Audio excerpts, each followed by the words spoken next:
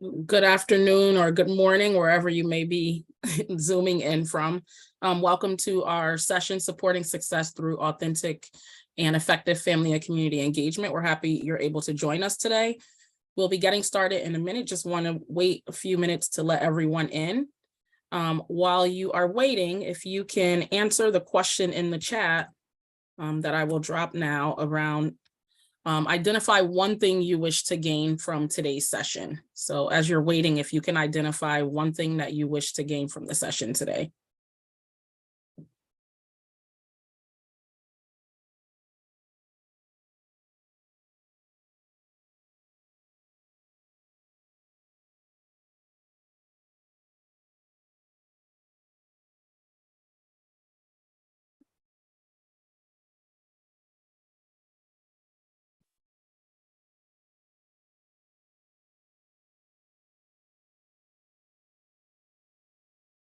Someone said improve my family and community engagement skills.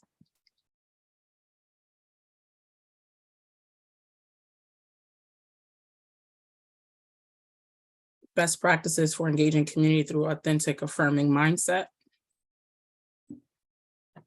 So if you just joined us, we just welcomed everyone. We want you to respond to the prompt of identify one thing you wish to gain from today's session, but welcome if you just joined.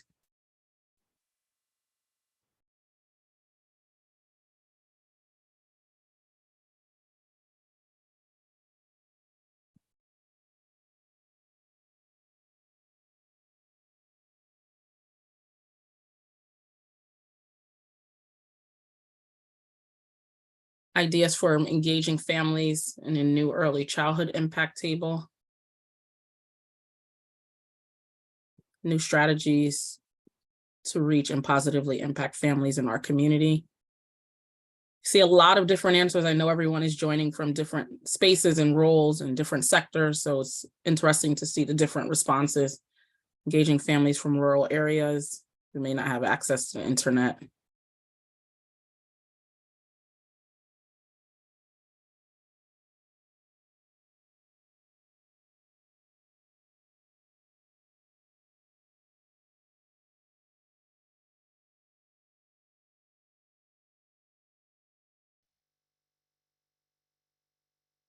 And welcome everyone again. I know people are still logging on. If you can answer the prompt in the chat, identify one thing you wish to gain from today's session.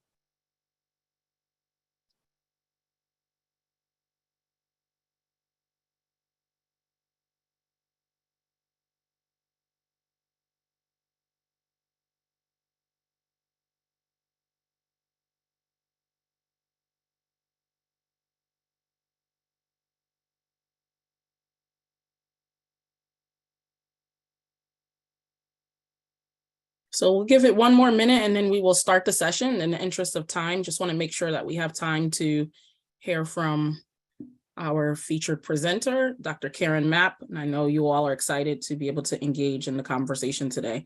Concrete tools and strategies that schools and districts can use to deepen family and community engagement. So we will get started. Michelle, if you can advance to the first slide.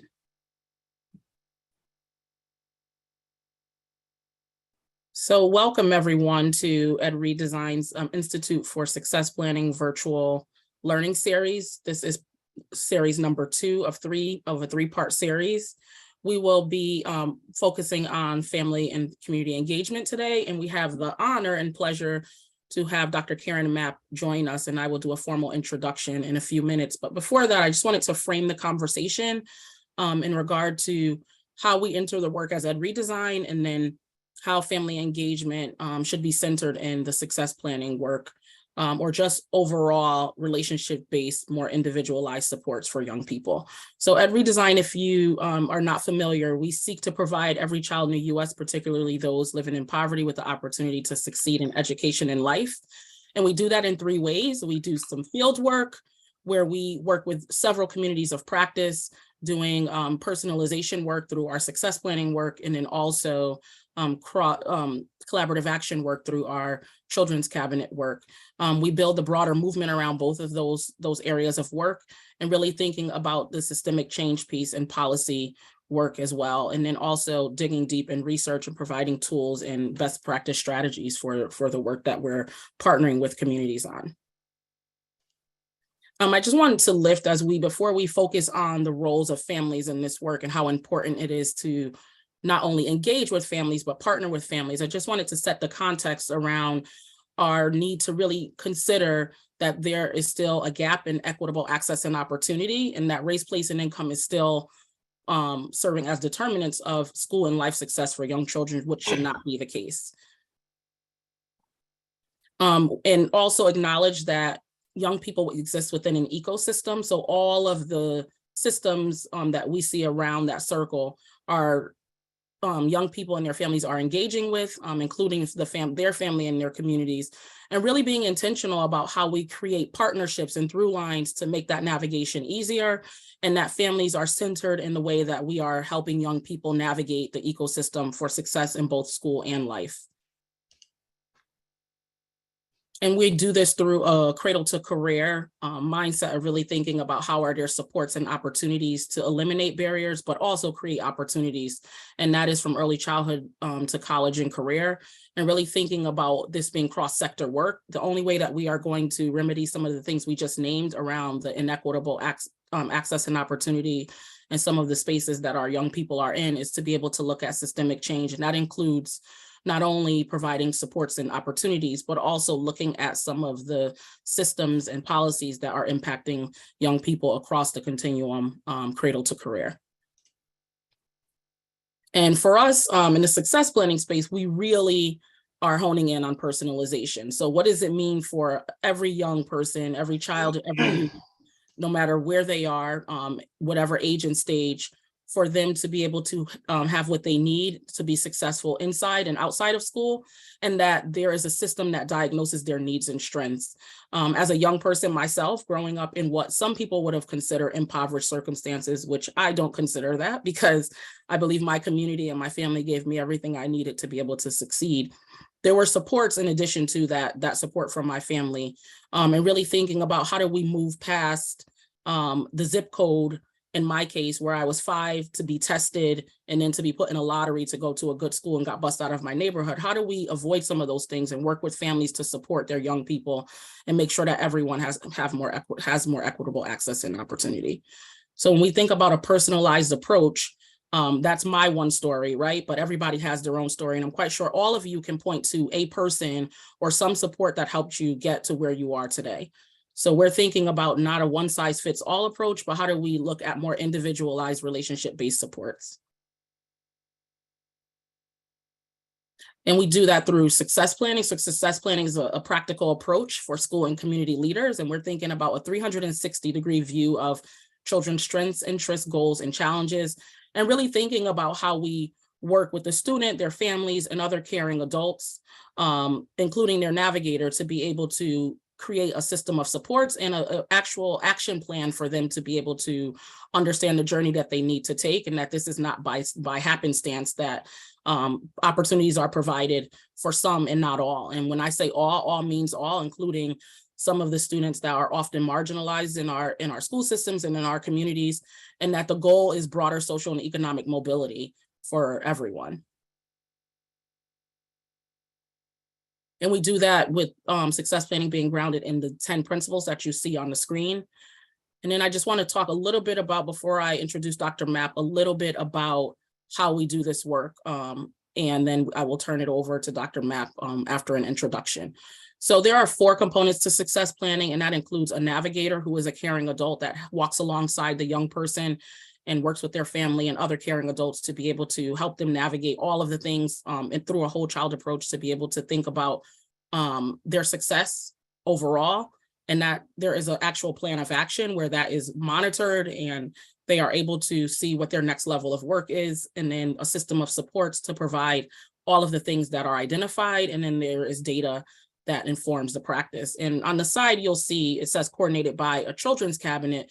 And that's the ecosystem level work where decision makers are at the table and being informed by the success planning implementation to really be thoughtful about what does this look like to be able to make some strategic decisions and fund some of the work that is happening in the success planning space. And the role of youth in this is for them to dream big, right? We should not be defining what they want for themselves, and that they should be able to communicate their passions and interests, and that is defined by them and supported by the caring adults, including the navigator that I just mentioned.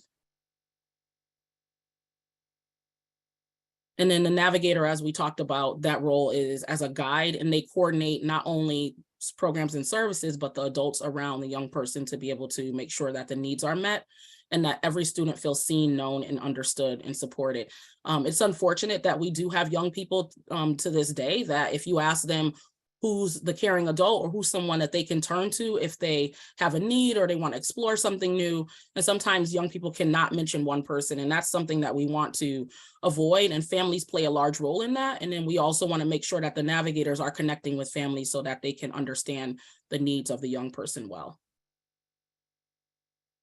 And then before we do the introduction, just the role of families is critical, and we're thinking about families not only as care and also caregivers. And I say that because families look different and they are diverse in the way that they may show up. And sometimes you have grandparents raising young people, you may have aunts or extended family members. So I want to name and acknowledge all of that, and that they understand their children deeply. A lot of times they are their children's first teachers, and they can support and provide expertise and valuable information to contribute to the success planning.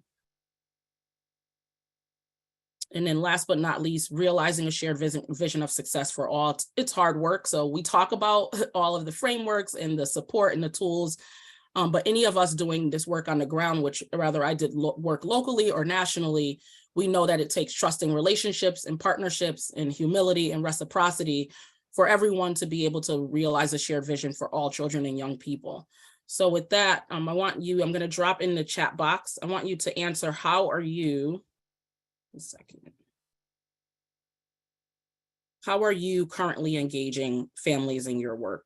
So if you can answer that, and then I am going to introduce our guest speaker and presenter, Dr. Karen Mapp. So if you can answer that, and then I will read her bio and also put the link to the bio in the chat. So how are you currently engaging families and partners in your work? Ashford said listening sessions.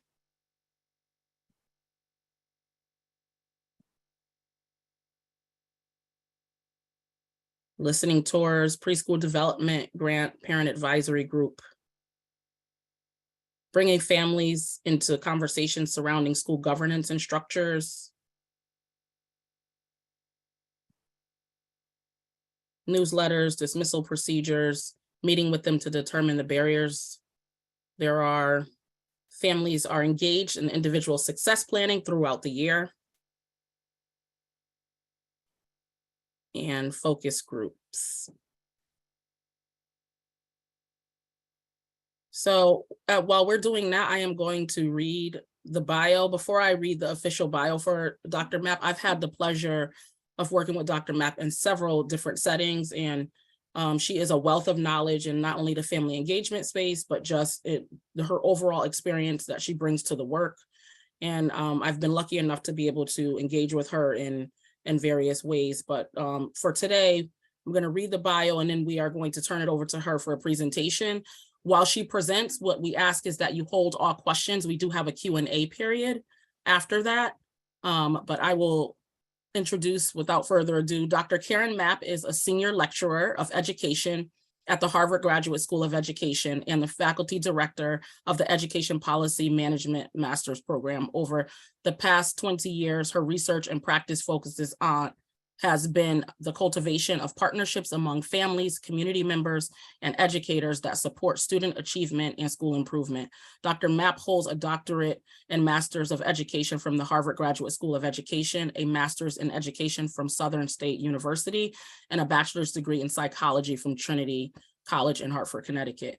She is a founding member of the District Leaders Network, the Family and Community Engagement, and serves on the board of the National Association for Family, School, and Community Engagement, NAFSE. And Tauhida, that's enough, because you have a very long bio, and I tried to send you in the chat. Don't read the whole thing because it's too long. They don't need to hear all of that. I will finish the second paragraph, but also the Institute for Educational Leadership that's enough. in the Heinz That's Foundation. enough. I will turn it over to Dr. Karen Mapp. Because we don't have a lot of time together. So I just wanted to, and thank you, Tauhida. Thank you so much. And this is an example of her humility. So, Dr. Right, Mapp, they can read the bio someplace else. So, but I wanted to thank Tauhida and the rest of the Ed Redesign folks for inviting me here today. And I'm going to go quickly through a PowerPoint, but I actually just want to chat with you for a moment. So I saw the things that you put in response to Tauhida's ask about how you're currently engaging families. But I want to ask you another question. I want to ask you, because based on the responses, I have sort of a hunch what the answer is going to be. How many of you actually have families who are members of, whether it's a children's cabinet or some sort of decision-making body at the district or decision-making body at the school, that you actually have families whose students are impacted by the decisions you are making on those committees, cabinets, etc.?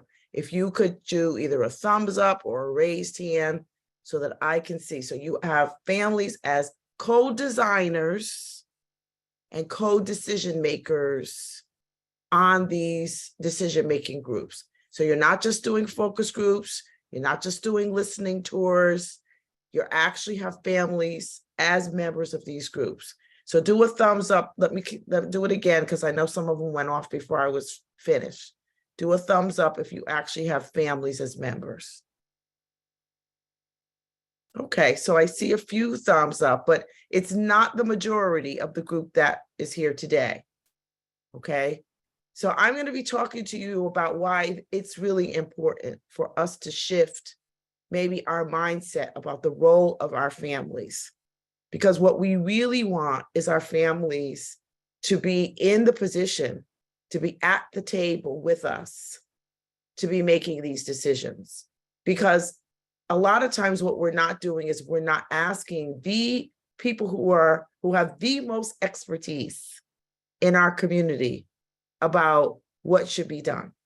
Okay, we're missing the boat because we're not leveraging that community knowledge, that parent knowledge about their communities and their children in ways that can help us answer some of the questions about your practice that you were asking.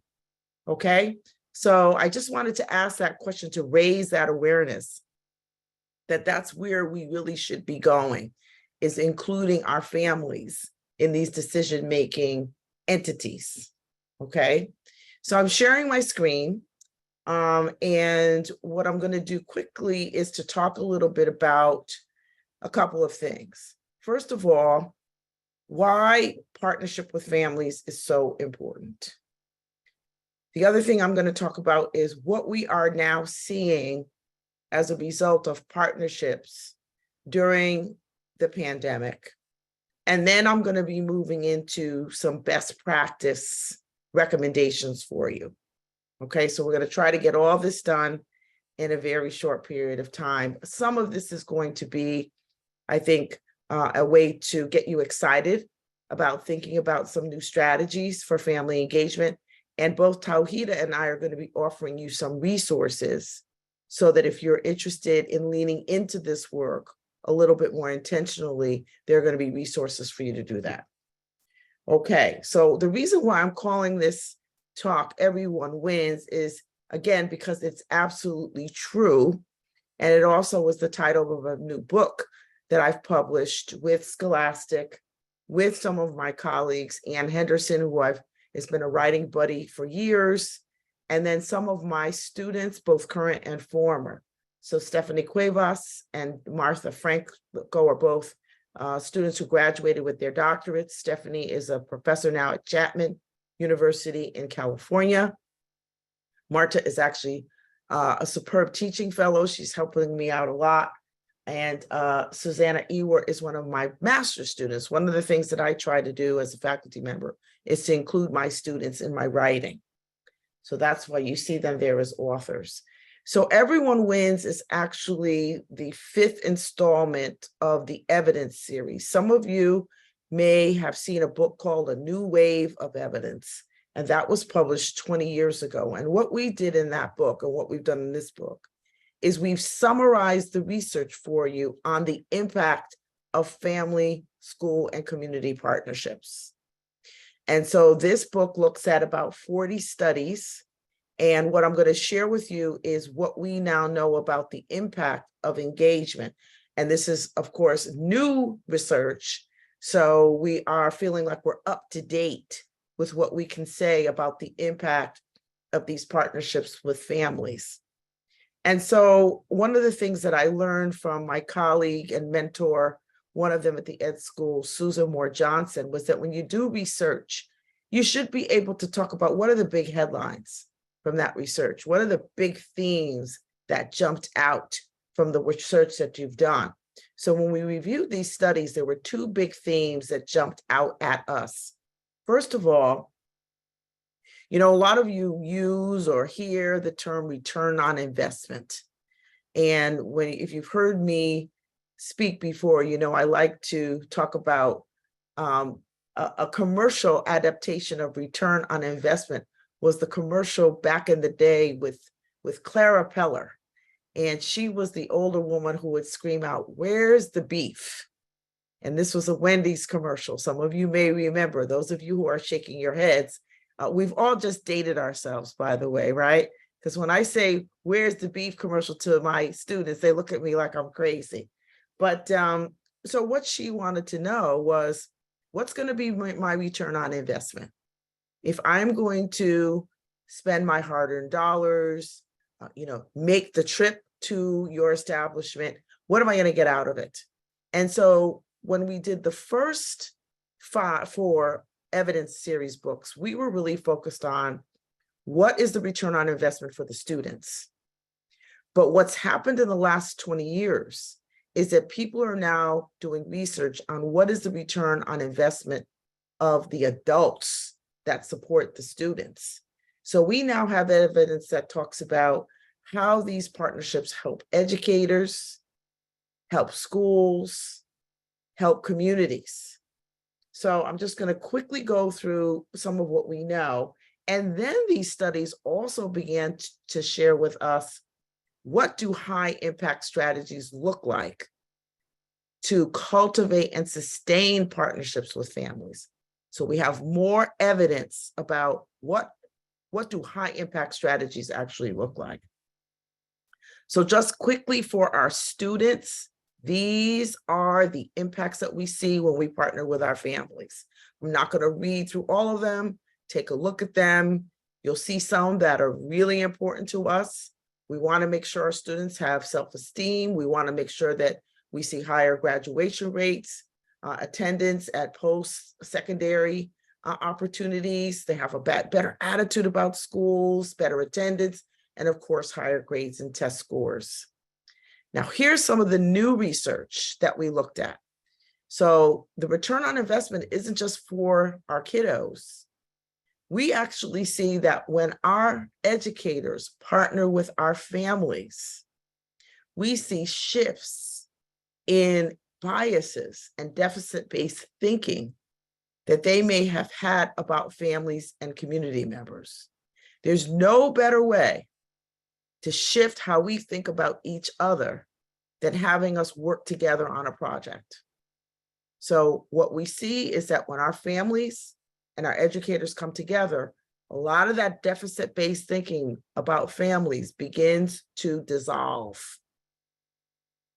Partnerships, we're learning, can be an antidote for the kinds of biases that we see in our society.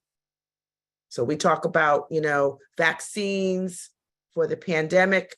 We are seeing that partnership is the vaccine for a lot of deficit-based thinking about families and communities.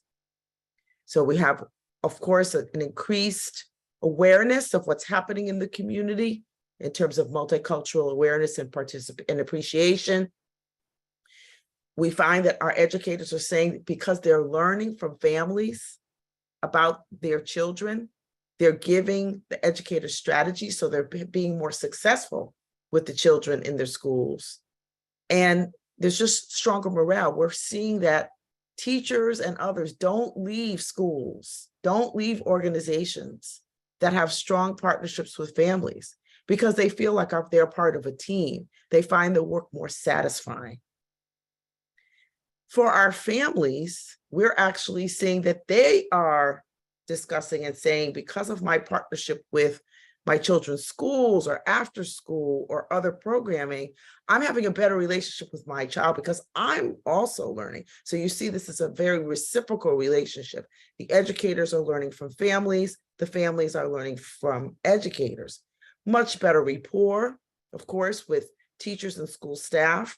We find that because of the partnerships and because of the intentionality of these partnerships in terms of building relationships of trust and respect, our families feel a lot more comfortable and confident with the educators. And I'll talk more about that in a little while. I'm going to keep going because I know I want to make sure I get everything in. Wins for our schools. We see that our schools have a more positive school climate.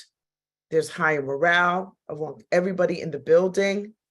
And our schools are very much more responsive to community needs because they're hearing about the community needs because they're in constant communication with families. And there's much better reputation of the school in these communities. Some of you may have seen this research because we featured this study in Everyone Wins. This was research that was done by the Chicago Consortium on School Research. And what they did back in 2010 was they did an extensive study. In fact, it's still going. This is an extensive longitudinal study. They were trying to answer the question, why do some schools succeed and others do not? Why is it that some schools have been chronically underperforming for a decade? We provide resources, we provide supports, the schools are not improving. So they looked at a set of schools in Chicago that were improving, and they looked at a set of schools that were still struggling over time.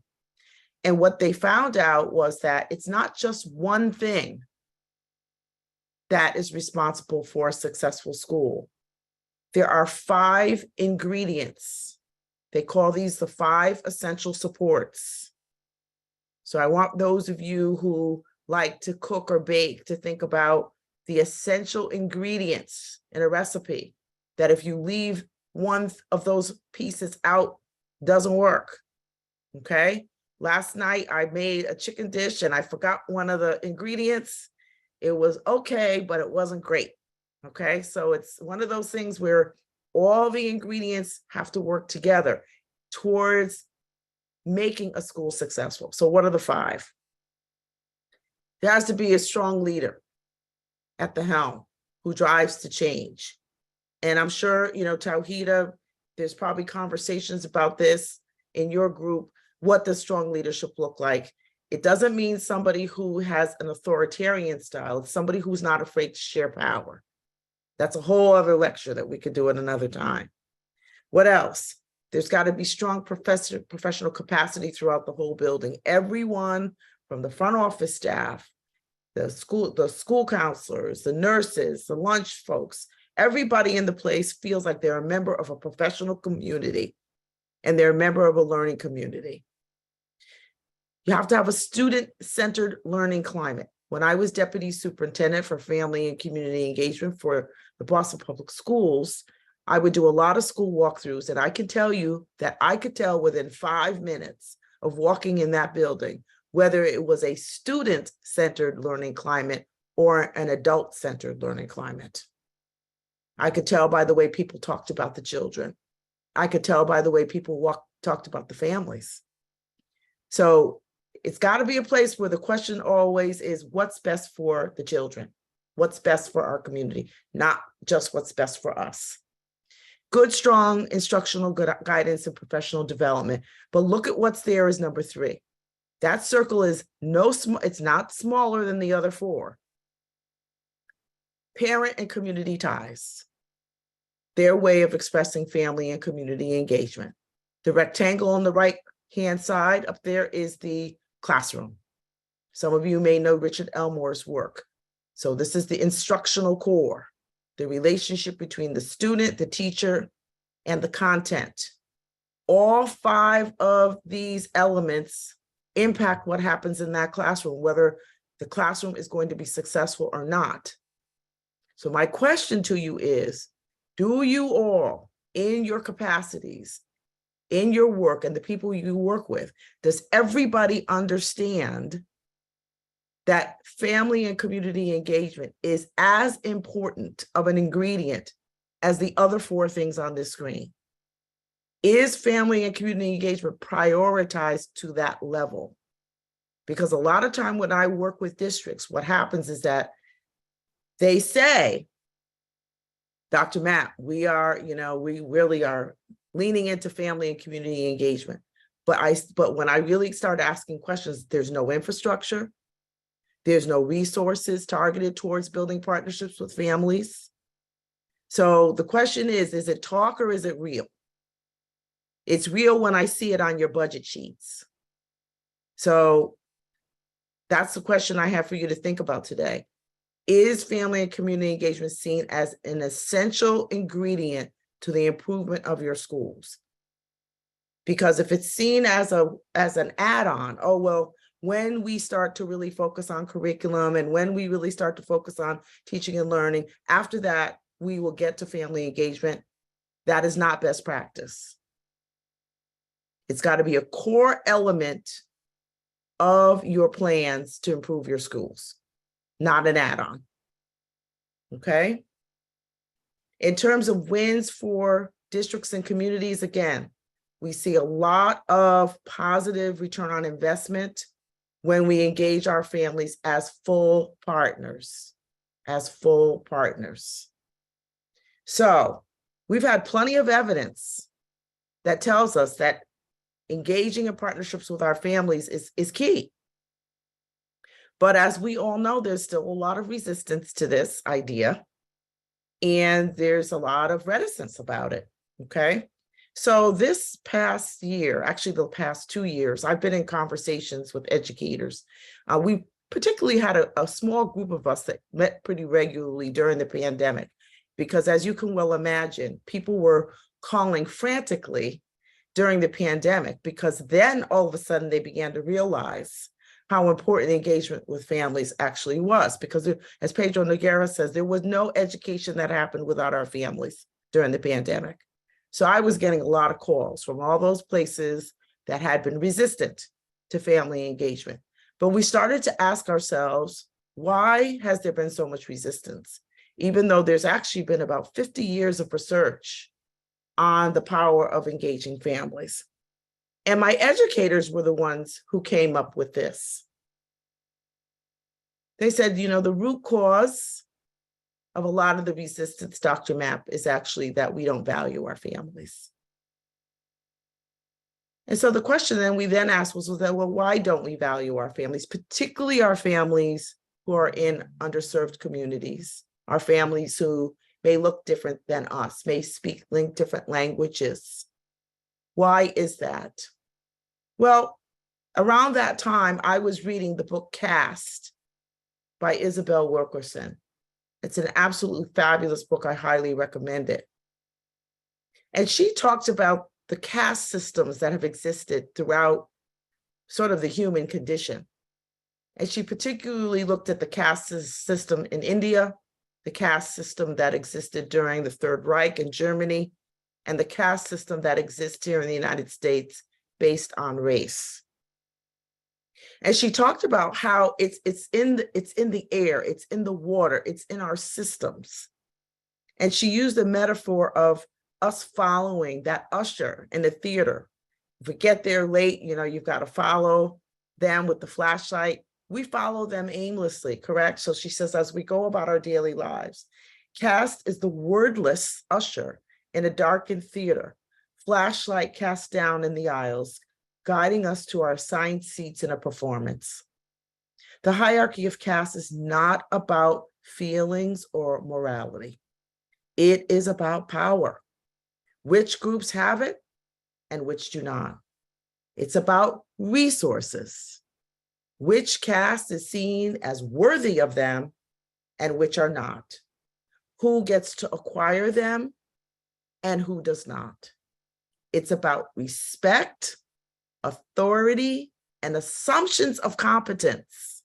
Because a lot of times what I hear is, oh, Dr. Mapp, our families could never serve on a children's cabinet because it would be too much for them, right? It's about respect, authority, and assumptions of competence. Who is accorded these and who is not? So how does that show up? How does this caste system show up when we talk about family engagement and family partnerships? These are things that I've heard over the years and unfortunately still hear when I'm out in the community. These people are not, they don't have bad intentions. It's just that because they haven't been trained on how to properly engage families, the hierarchy starts to set in about who families are. And so this is what we hear. Dr. Mapp, our families don't care. They don't value education. We've tried a lot of different things. They can't be counted on. They can't understand what we're asking about. They won't engage. I call this the don't, can't, won't syndrome. Okay, so our families are stamped from the beginning, another wonderful book. And this is because, unfortunately, these systems of seeing our families as less than have been built into, like I said, it's in the air we breathe, it's in the water that we drink. So we have to be very intentional about fighting against these systems and including our families. So many of our practices in our districts, in our organizations, in our institutions are actually set up to treat families as spectators. So keep them at a distance versus full team members and co-creators and co-designers. So what do we do about it? What's the way forward? So I wrote a piece with, again, one of my former doctoral students, Eyal Bergman, called Embracing a New Normal. And I wrote this piece for the Carnegie Corporation. I think I might even have a slide coming up where we show you the article. And one of the things that we noticed as we started to interview people during the pandemic for this article was that it was actually two pandemics that happened in 2020. It was not only the COVID pandemic, but it also was the racial reckoning pandemic that happened, the racial injustice with the murder of George Floyd, okay? And so we saw that because of this reckoning around both COVID and racial justice in the United States and in other places as well, because we've got reactions from people from all over the world, because as you know, the schools closed all over the world during the pandemic. We started to see a real recalibration of how people started to think about family-school partnerships. These are some of the things that we saw, and actually with Learning Heroes, we're going to be doing a study to learn more about how the schools that already had built partnerships of trust and respect with families before the pandemic, how they fared, because what we are hearing, and some of you may have experienced this, those schools that already had strong partnerships with families and community found the pivots easier during COVID. So whether they were going to remote, hybrid, and then back to in-person, those pivots and shifts happened with a lot more ease in the schools that already had strong relationships with families. We're also hearing that they had less than expected loss or suspension of learning during the pandemic. So we're doing a study on that because we've been hearing this over and over again. We also heard during the pandemic that educators realized that families knew a lot more about teaching and learning than they had given them credit for. And that also that now a lot of educators want to know more about how to engage families because of the lessons that they learned during COVID. This is a quote from Dr. Sonia Santelises. She wrote a fantastic piece about we need a new normal around family engagement. She says, you know, we have a choice about this crisis. As educators, we can make our new normal better than the old, engaging parents as the partners that they are. Or we can wait for parents to lose whatever faith in us remains. They cannot unsee what they have witnessed so vividly in their living rooms, their bedrooms, their dining rooms, right? And this is where we found out the families knew a lot more about teaching and learning, especially what might work with their own child by what they were seeing coming across that video screen. So some of you may know that I authored over the years the dual capacity framework for family school partnerships. This is version 2. Version 1 was created in partnership with the U.S. Department of Education that was published around 2013. And in 2013, right away, I started to collect data on, is this framework working for people? How might we change it? It's a research-based framework. So a lot of the research that you saw that I quickly went through for Everyone Wins was already kind of embedded. A lot of those studies was already embedded in this framework in terms of its creation. And so, you know, a lot of people said to me when I revised the framework in 2019, based on all the data I had collected, they said, oh my goodness, Dr. Mapp, you know, 2020 is a whole new day. We know you just put together this brand new framework in 2019. How are you going to change the framework to meet the moment of the pandemics? You know, I thought about it for a minute and I said, you know, it's really the opposite. The moment is meeting the framework, because a lot of people have resisted what we've talked about in terms of best practice. And the pandemics served as a forcing function where people were finally ready to roll up their sleeves and think about what true, authentic partnerships with families and community members really looks like. Okay, so finally, people, I think, are ready to try to integrate some of what we talk about in terms of best practice around family engagement. So this is the article that I mentioned to you, and in it, we talk about what does this new normal of family engagement need to embrace? What does it need to look like? So we use these words very intentionally because we wanted to sort of lift up the kind of passion that it takes to do this work well. And so we use words that we hoped are passionate words. So we said this new normal of family engagement has to be liberatory, where we feel free and we feel free to bring our whole true selves to the table, and we accept our families as they are as well. Solidarity driven, that we do this work in fellowship. So some of this stuff that we're hearing now about the way that family engagement is being sort of weaponized, that's not the kind of family engagement we're talking about. We're talking about engagement that's solidarity driven. Again, that we're working together as partners, we see each other. And then equity focused, of course, where we make sure that everyone can participate. We're willing to go the extra mile, particularly for our families and community members who might not be able to show up to that meeting at 7 o'clock. Okay. So this is the full framework. I do not have time, as you can see, to go through the whole framework. So I'm just going to quickly try to lean into a couple of aspects of it. So it's set up loosely like a logic model. Okay, so we start with the challenge, we move on to the outcomes.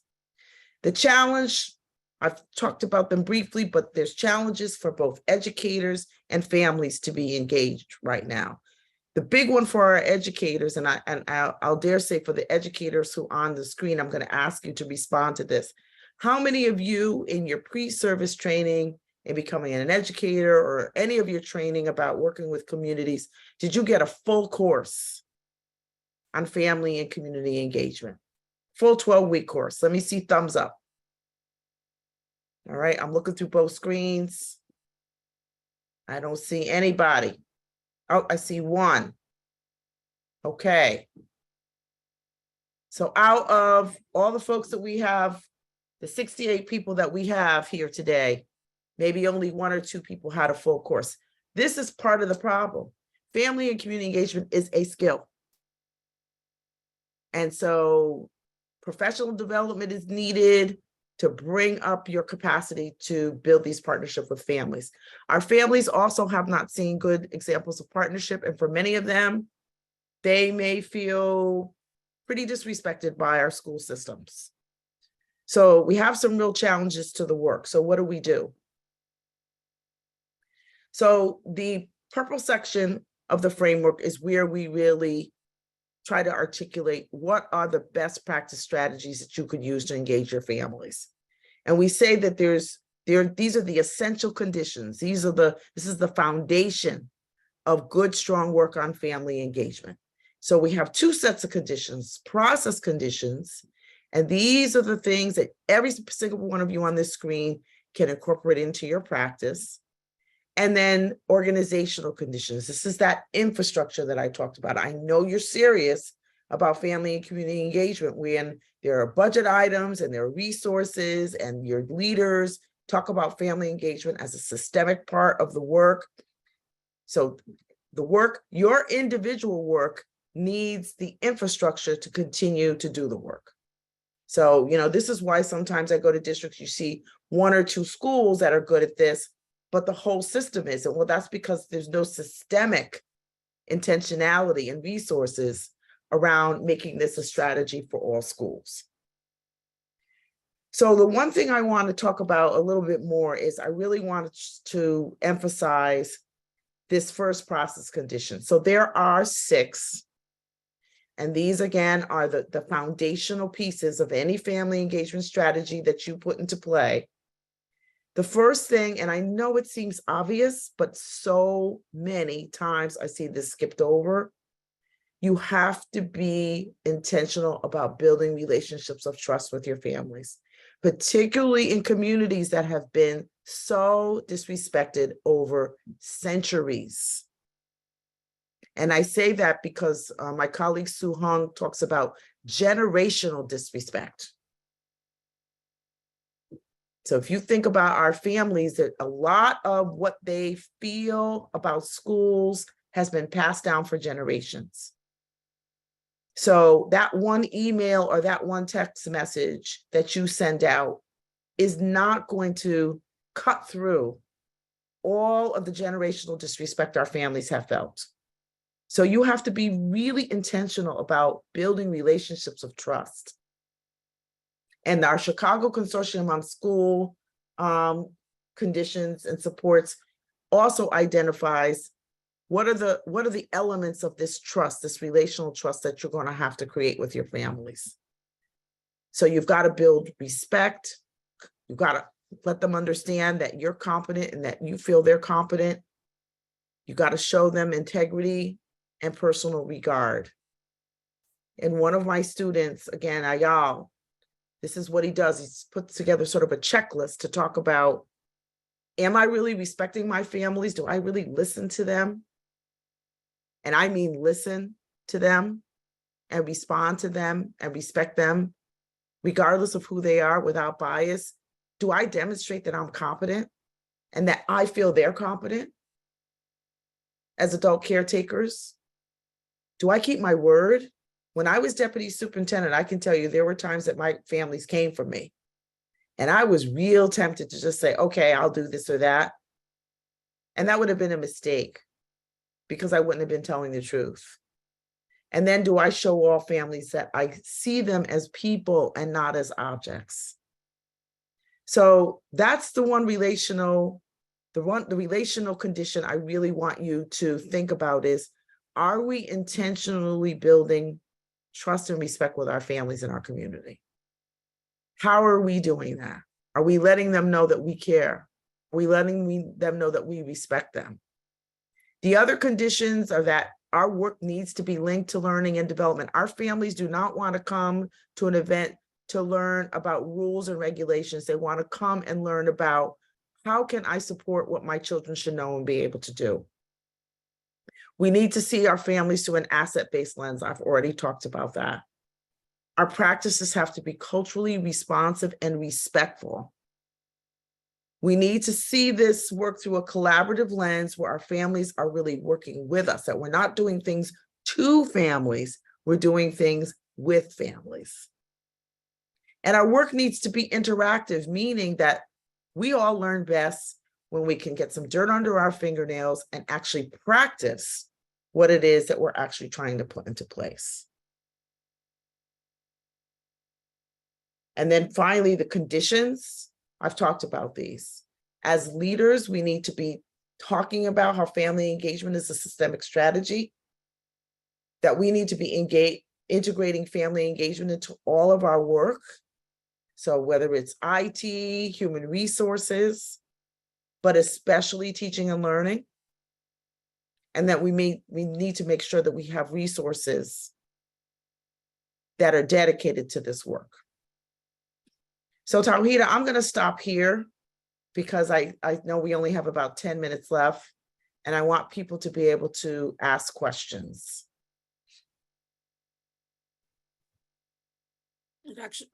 We actually go until 2:30, but we can do the Q&A. Oh, yeah. Oh, well, then I can keep going. If you, whatever you choose. All right, I can keep going. So let me just do this. I'm going to pause and see what questions we have so far. Yes, we had 2 questions while you were presenting. Thank you for that presentation. How is family engagement defined here? And then how broad is the circle of engagement? Health and human service agencies, etc. Well, I actually use a definition of family engagement that was developed by the Connecticut State Department of Education. And I like the definition because it was co-designed with families. So instead of, some of the experts going into a back room and coming up with a definition, they actually took the time to get families to be on a planning committee, and families and educators and community members went around to the different neighborhoods and did sessions where they asked families, what does family engagement mean to you? What does it need to look like? And so their definition is that as a full, equal, and equitable partnership among adult caretakers, community members, and educators to support children's learning and success. So a full, equal, and equitable partnership. And it's a partnership. So family engagement is sort of the big headline, but the way we get to that is through partnership. Okay. Did I answer the whole question, Tawhida? Yes, I believe that was Larry's question. I believe, and it said, how broad is the circle of engagement? So it talked about health, human service agencies. So I think that they're talking more broadly around the community. I think you may have answered that in the second part of your answer. And then the second question that we had was, do you have examples of strong district level infrastructures? Yes, and I don't know if there are people here on the call from some of these districts that are doing quite well in terms of creating an infrastructure. Well, in fact, the Institute for Educational Leadership, IEL, has something called the District Leaders Network. And right now, I think there are about 200 members of that network. Then these are district leaders from around the country who usually have oversight of the family and community engagement initiatives from the district level.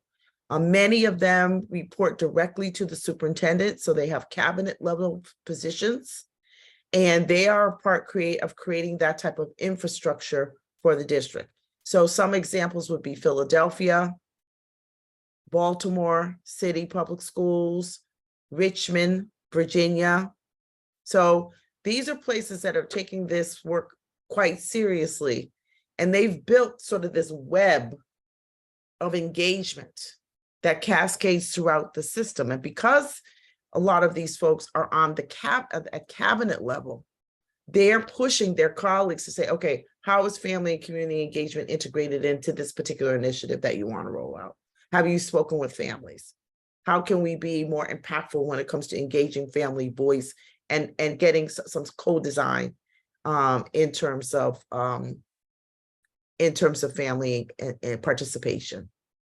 I know we had some of our Baltimore colleagues. They are actually in our success planning community of practice. Shayla Drummond had to hop off because they had an emergency, but I don't know if anyone else from Baltimore is on. You just got a shout out.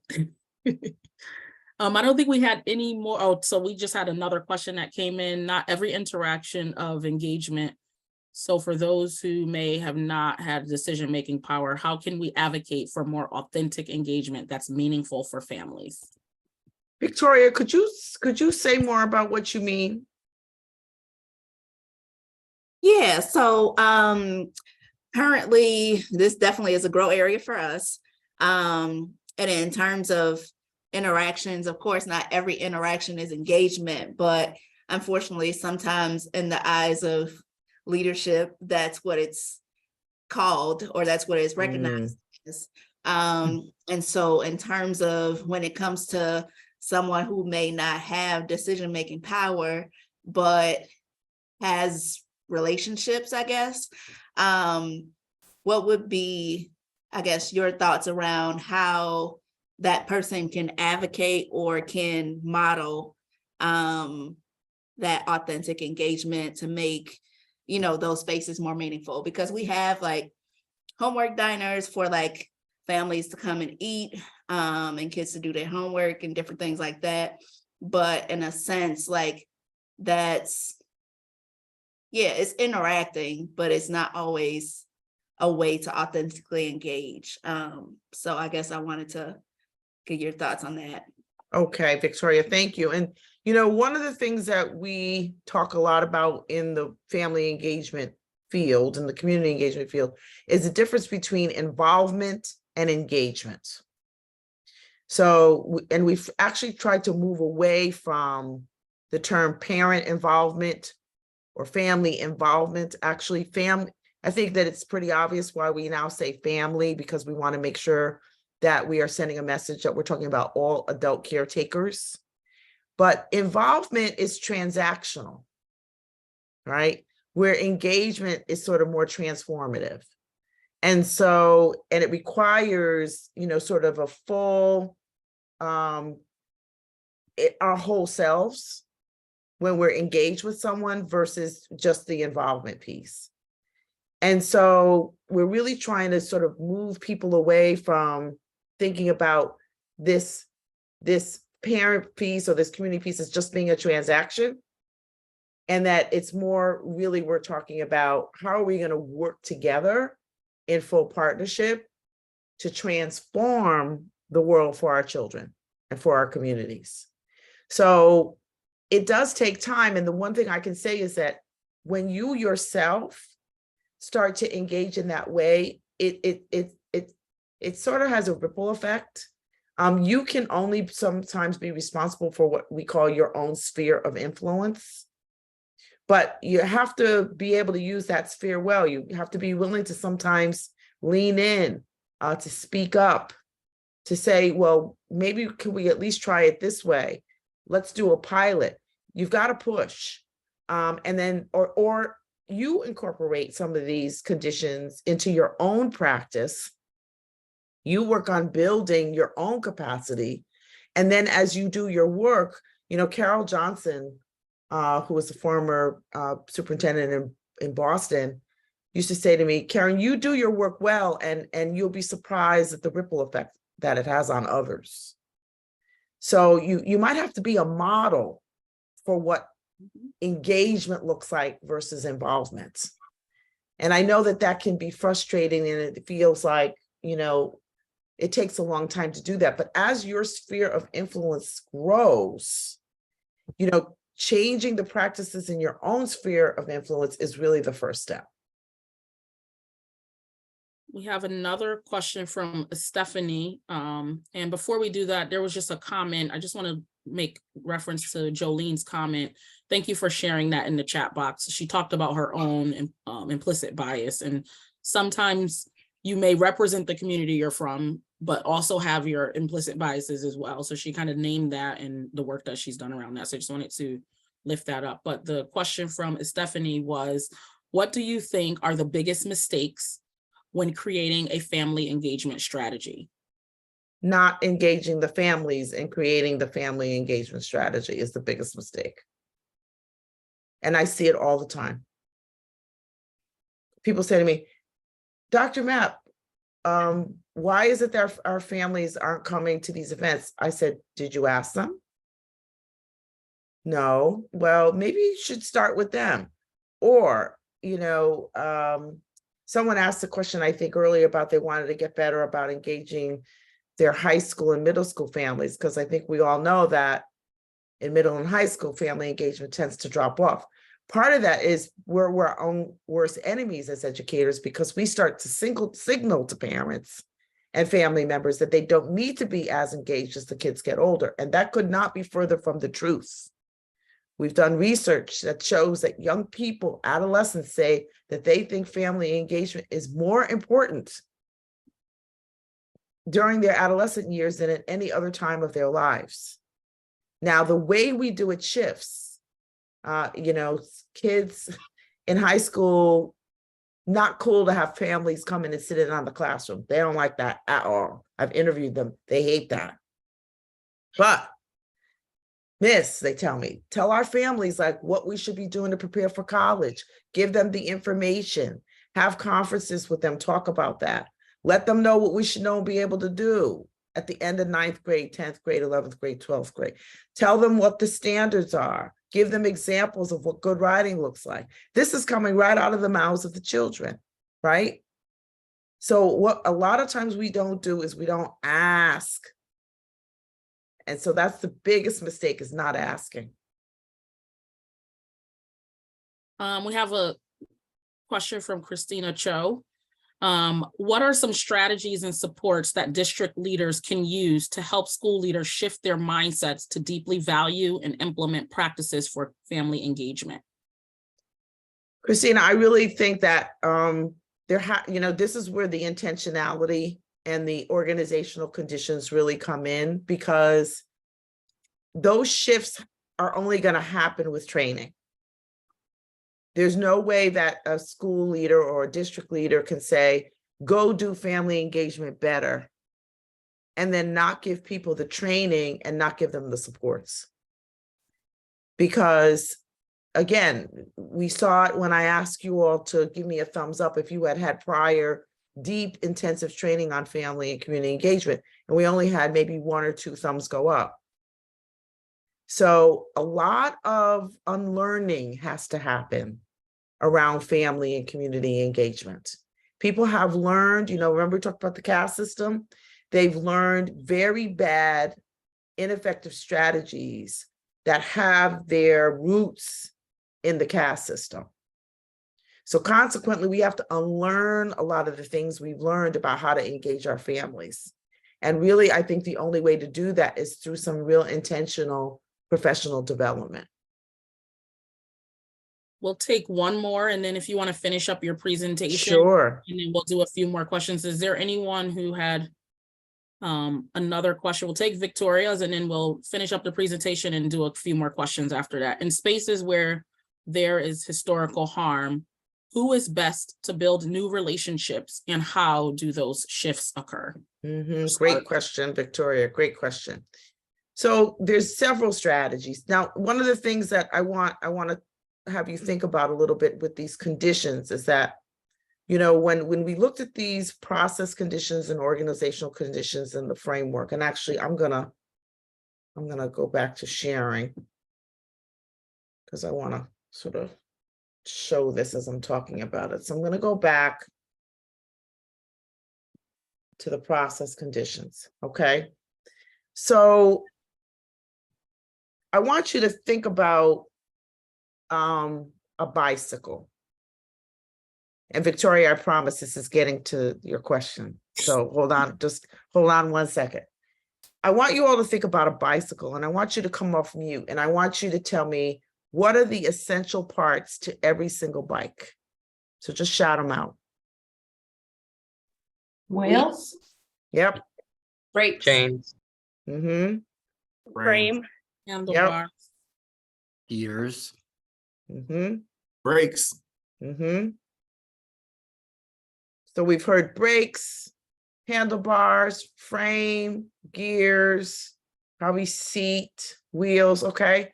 You get the idea. Right. Now, I want you to think about this. If I were to ride a bike for a race, a bike race, like the Tour de France, would I use the same kind of bike I would use to go mountain biking in the Grand Canyon?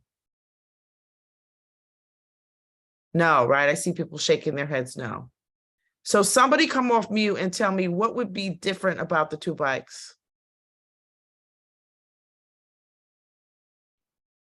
The wheels. Wheels would be different. Mhm. Okay, so Victoria says the wheels, somebody else said the wheels. What else would be different? Somebody else. The frame would be different, lighter Frame, frame for right, racing. lighter frame on the riding racing bike, right? Somebody said gears. Who said gears? I said gears. What would be different about the gears? You'd have smaller gears for the mountain bike and then larger ones, easier to pedal for the mountains, Mm-hmm. speed for the other. Mm-hmm. Okay. So I want you to think about this for a minute.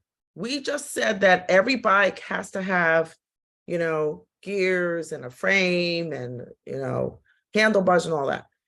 But the size, the weight, the number changes depending on the context. Okay? So I want you to look at these 6 process conditions. These are the essential bike parts of family and community engagement. You have to have them if you want best practice and you want results. However, how you execute it is going to be different depending on your context. So not everybody's going to do it the same way. Not everybody's going to use the same relational strategies. They're not going to use the same, ways to exhibit cultural responsiveness and be respectful. I was in Albuquerque a couple of months ago looking at some fabulous family and community engagement work they were doing there.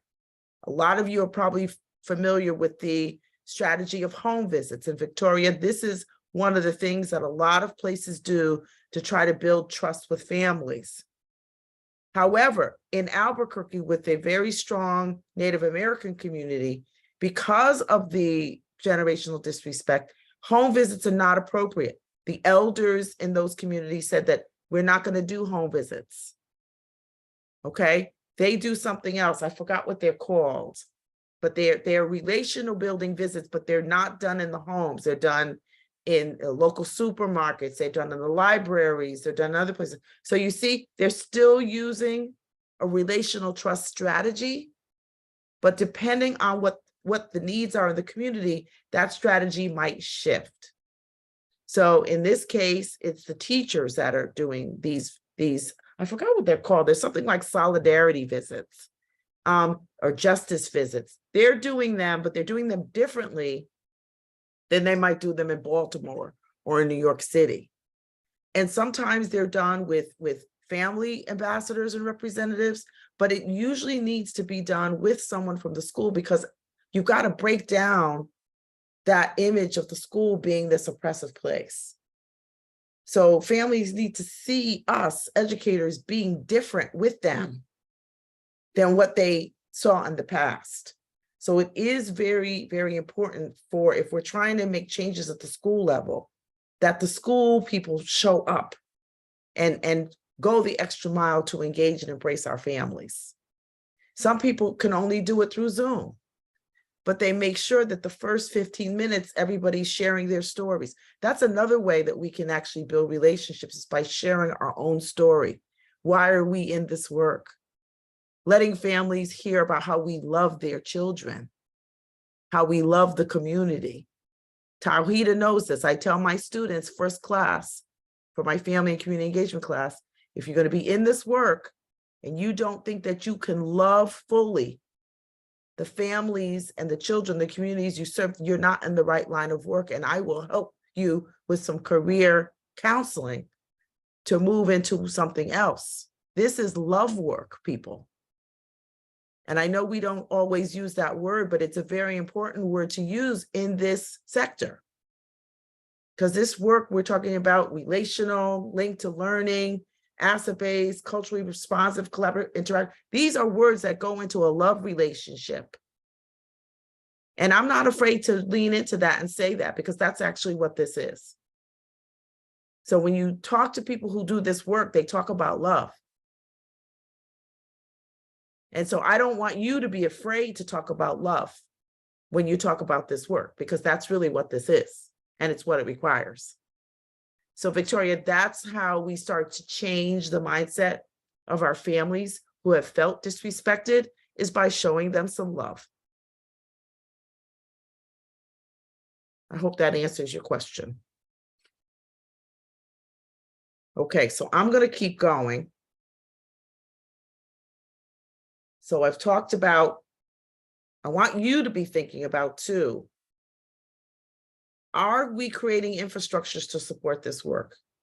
Because see, if you don't, this is what's going to happen. You're going to ask your educators, your community organizations, your not-for-profits to do this work. But if there's no infrastructure built around it, if there's no resources dedicated to it, people are going to feel abandoned, right? So you're going to get them started along the way. So let me give you an example. There's a wonderful school in Rhode Island that is their whole strategic plan, their whole vision is around family and community engagement. It's called the Learning Community School in Central Falls, Rhode Island.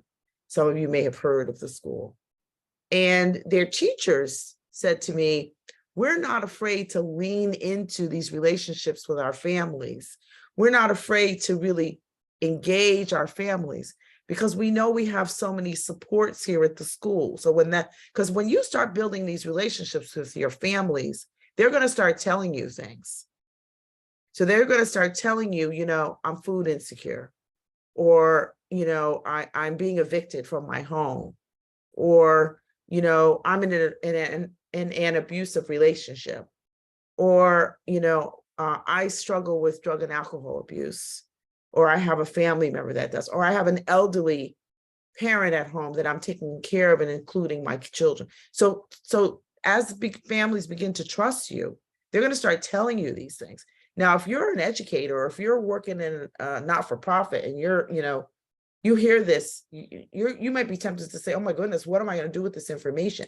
So this is the other part of the organizational conditions, is that, and I know that this network, this is what you're talking about, when people know that there are systems of support set up so that when the teacher hears that from a parent, they can say, you know what, we have some supports for you. Let me put you in contact with Mrs. Williams, or here's the number and card of the community organization that we are partnered with that provides those supports. This particular school has a lot of undocumented families that send their children to the school. So they have worked with the city of Providence to come up with a whole legal team that's come up with a wonderful list of supports for families who need information about,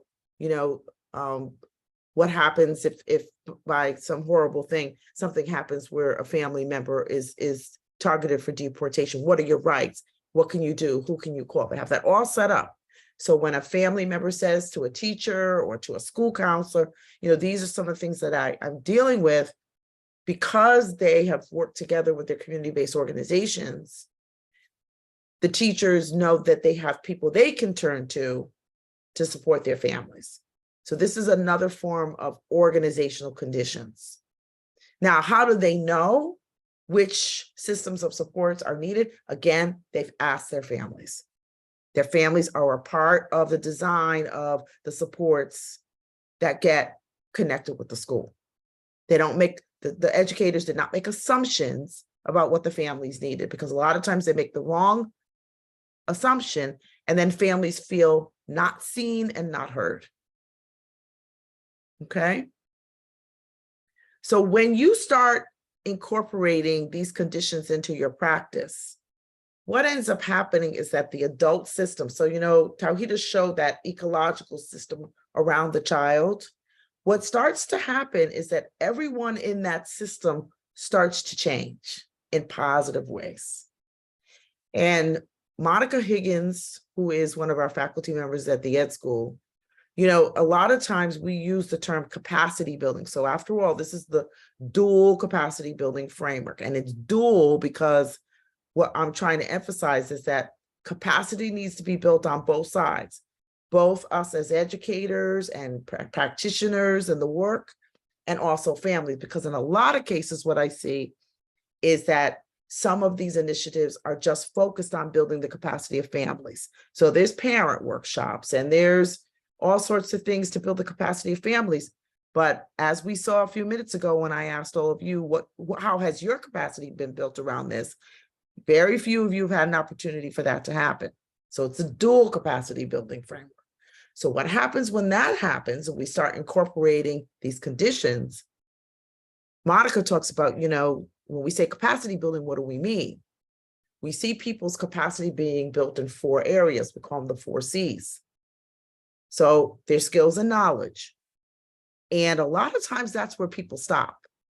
Okay, people know more, they understand more, but what else starts to happen is that other capacities also expand. So our connections, our social networks, when we start building these partnerships and working in trusting relationships, we start to feel like we have a whole team of people we can call on.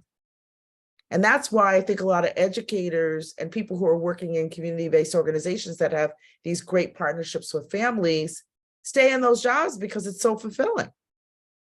So your social networks increase.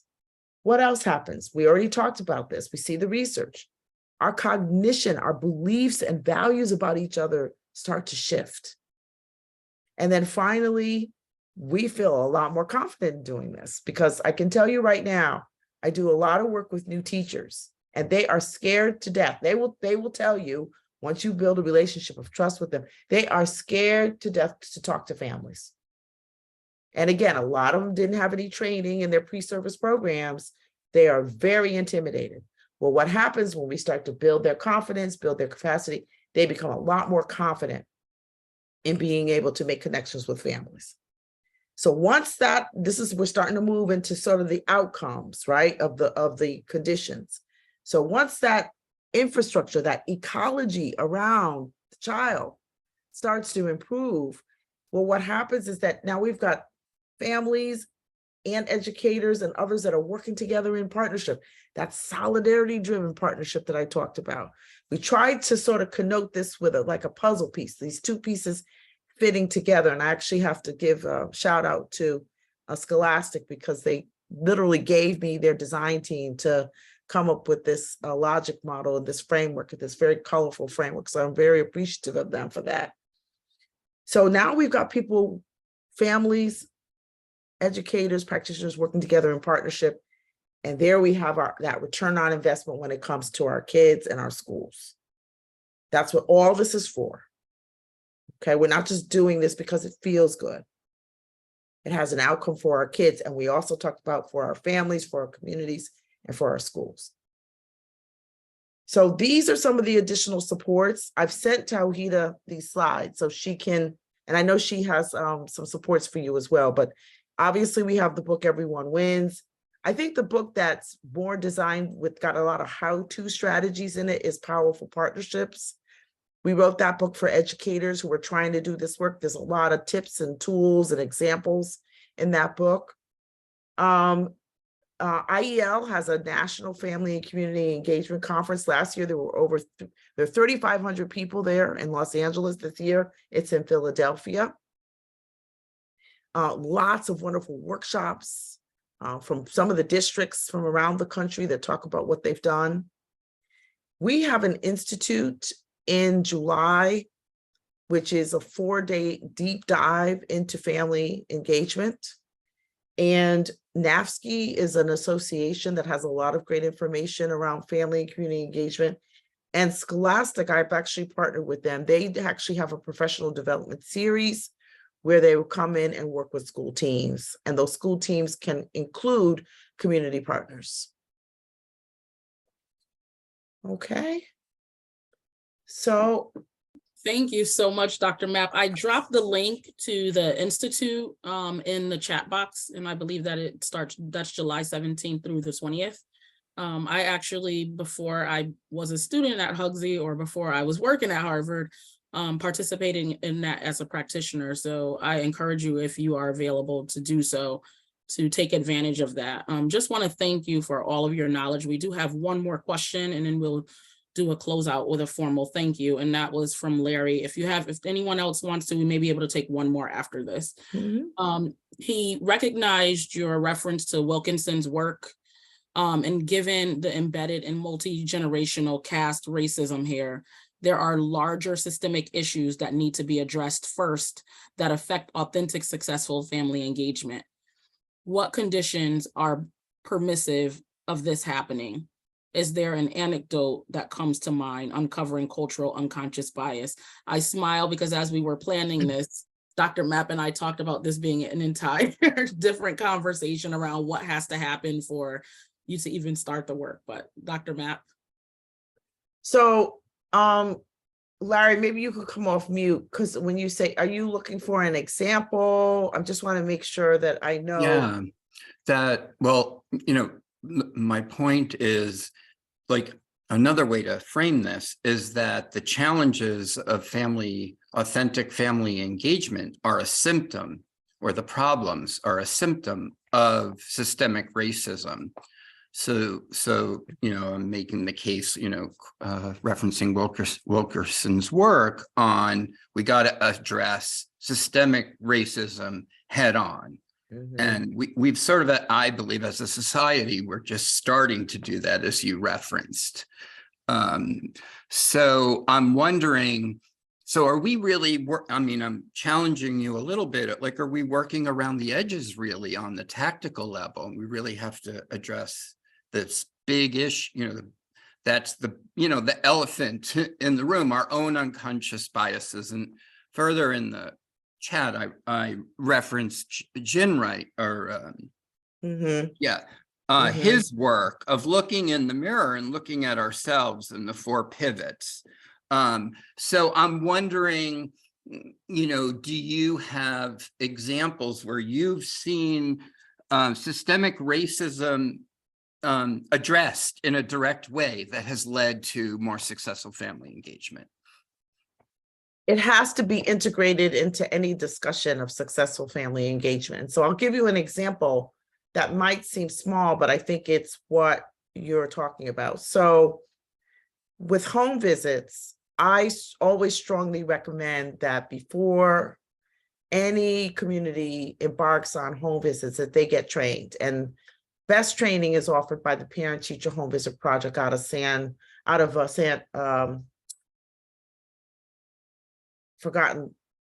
not San Jose, but they're out of California.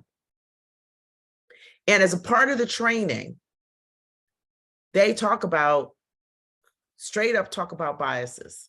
And they get at it because what they do is they're very clever. They get at it by saying, what are your apprehensions about going into these families' homes?